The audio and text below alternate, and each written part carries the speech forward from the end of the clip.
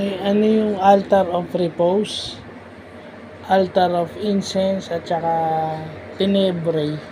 So, since season of Lent ngayon, ito yung mga concept about the Catholic Church na ino-observe every season of Lent. Except for the altar of incense. Kasi yung ating Roman Catholic Church may origins sa Jewish religion.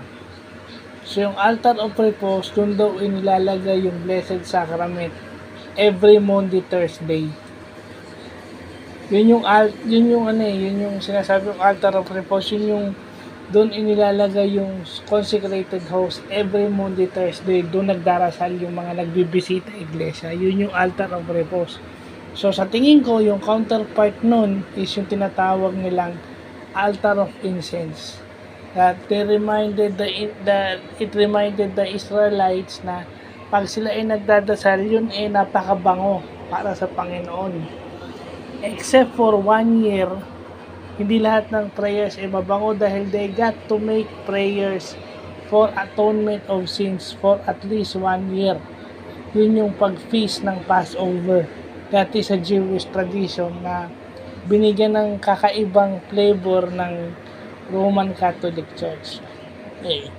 Pag sinabi namang tenebrae of Black Saturday, yun yung sinasabi nilang darkness. Tenebrae means darkness. So, yun. May bago na naman tayong natutunang word. No? Latin or Greek word. So, pampa-increase ng ating vocabulary. No, ito yung mga sa Lent na dapat na nating malaman kasi ino-observe to ng ating Roman Catholic Church. Sa ating mga Catholics, no, any day naman to, hindi lang to every Sunday kasi Lent naman ngayon.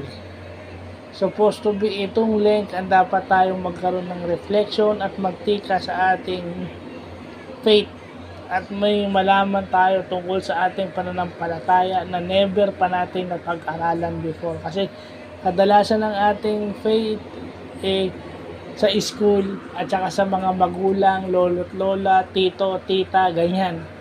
Auntie at saka uncle, laging nakabase sa mga matatanda. Pero yung sariling palo, wala. Kasi nakagawian lang. So, yun yung dapat inaalam natin. So, yun lang po.